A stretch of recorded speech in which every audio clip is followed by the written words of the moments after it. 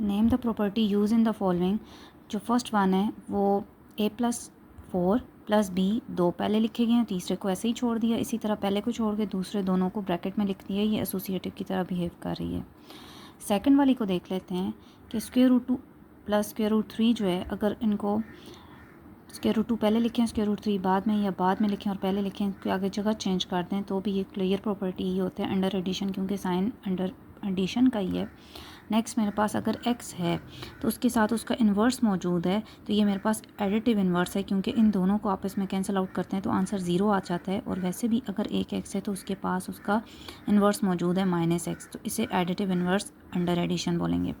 Next मेरे पास क्या है कि a नंबर 4 पे a और ब्रैकेट में b+c, तो अगर हम इक्वल की दूसरी साइड पे देखें तो a b के साथ मल्टीप्लाई हुआ है, प्लस का दरम्यान में साइन, और a c के साथ मल्टीप्लाई हुआ है ये।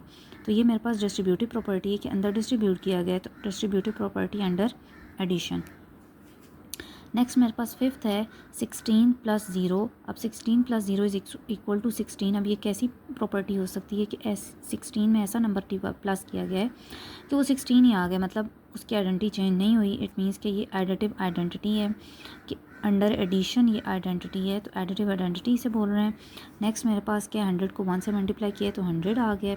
मतलब ये वो है कि आप किसी भी नंबर को 100 को अगर 1 से मल्टीप्लाई करते हैं तो 100 आ जाता है। आइडेंटिटी चेंज नहीं हुई, लेकिन अंडर मल्टीप्लिकेशन चेंज नहीं हुई, तो इसे मल्टीप्लिकेटिव आइडेंटिटी बोलेंगे। नेक्स्ट मेरे पास 4 × 5 और 8 को ब्रैकेट में लिखा है, फिर 4 और 5 को उसने फर्स्ट ब्रैकेट में और 8 को सेपरेट करके, तो ये एसोसिएटिव है, एसोसिएटिव प्रॉपर्टी है अंडर मल्टीप्लिकेशन, क्योंकि मल्टीप्लाई के साइन दिए हुए हैं। लास्ट वन है AB = BC। ए को बी से मल्टीप्लाई करो, ये बी को ए से मल्टीप्लाई करो, ये इक्वल ही होते हैं। ये क्लियर प्रॉपर्टी है अंडर मल्टीप्लिकेशन। नेक्स्ट है name the property use in the following. तो अब प्रॉपर्टीज़ का बताना है, तो -3 लेस है -1 से, ठीक है, लेकिन आगे जो उसके लिखा हुआ है 0 < 2, इट मीन्स कि यहाँ पर भी 3 ऐड किया गया है और यहाँ पर भी 3 ऐड किया गया है, दोनों साइड पे ऐड किया गया, और ये वाला 0 हो गया, और ये वाला जो इस साइड राइट साइड जो है वो मेरे पास 2 आ गई। तो मैंने एडिशन की है, तो ये मेरे पास एडिटिव प्रॉपर्टी है। उसी के नीचे अगर देखा जाए ए बी से लेस है, तो ए में भी C+ किया गया और बी में भी C+ किया गया, तो ये भी एडिटिव प्रॉपर्टी है। नेक्स्ट देखें तो AC < BC and C less है 0 से, देन A ग्रेटर है B से। तो अब ये मेरे पास मल्टीप्लिकेटिव प्रॉपर्टी है कि उसके साथ उसने मल्टीप्लाई किया हुआ है। नेक्स्ट है मेरे पास इस साइड पे देखा जाए तो A लेस है अगर B से, तो अगर उसका रेसिप्रोकल ले लें तो फिर A/B ग्रेटर हो जाएगा 1/B से। उनका रेसिप्रोकल ले लिए तो इसे रेसिप्रोकल प्रॉपर्टी कहते हैं। नेक्स्ट है AC लेस है BC से, C ग्रेटर है 0 से, और A लेस देन है B से। मतलब C 0 से बड़ा है, C पॉजिटिव है, और A जो होगा वो लेस होगा B से। तो बात उसकी ठीक है, ये मल्टीप्लिकेटिव प्रॉपर्टी लगाई हुई है क्योंकि इसके साथ उसने C जो है वो मल्टीप्लाई करवाया हुआ है। नेक्स्ट लास्ट वाली है A ग्रेटर है B से। अब दो अगर नंबर लिए जाएँ तो यहाँ तो वो 3 सिचुएशन हो सकती हैं, A B से बड़ा हो सकता है, मतलब पहली दूसरी से बड़ी हो सकती है वैल्यू, या दोनों इक्वल हो सकती हैं, या पहली वैल्यू दूसरी से कम हो सकती है, तो इसे ट्राइट्रोनमी प्रॉपर्टी कहते हैं।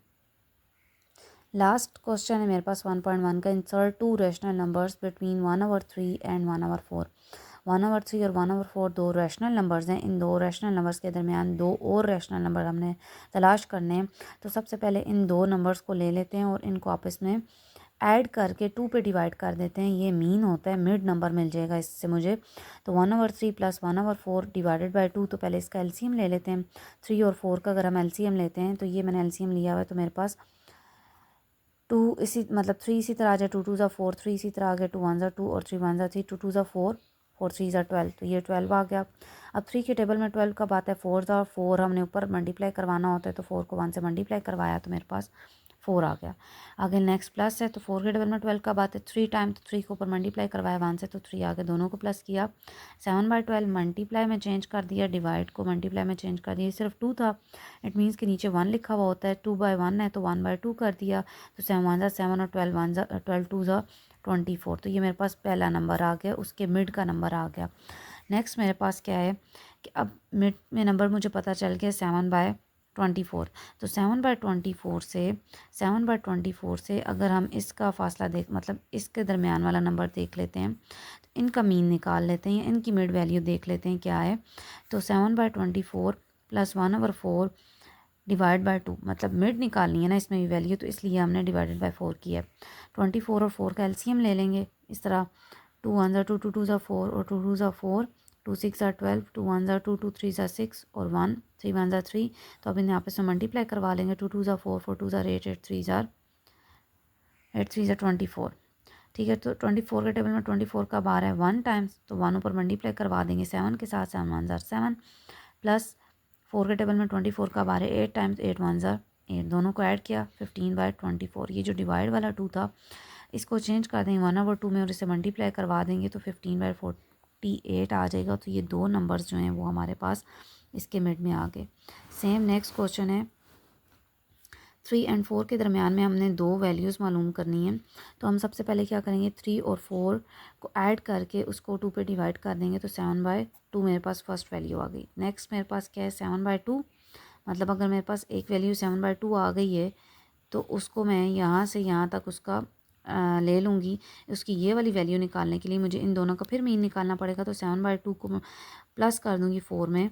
ठीक है, तो मैंने उसे उसमें प्लस कर दिया, तो मेरे पास क्या आ गया, 7/2 प्लस 4/1, और उसे मैं डिवाइड कर दूँगी, यहाँ पे मैं इधर लिख देती हूँ, डिवाइड कर दूँगी किसके साथ, 2 के साथ, क्योंकि मुझे 2 के साथ भी डिवाइड करना है।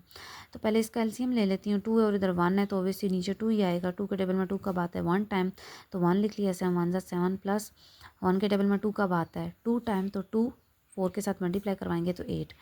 ये मेरे पास क्या हो जाएगा, ये 2/1 है, तो ये मल्टीप्लाई में अगर हम इसे यहीं पे ही चेंज कर दें तो मेरे पास 1/2 आ जाएगा। तो ये इसको इसमें ऐड किया तो 15 और इसको इसके साथ मल्टीप्लाई किया तो 4, तो मेरे पास 15/4 सेकेंड वैल्यू आ गई।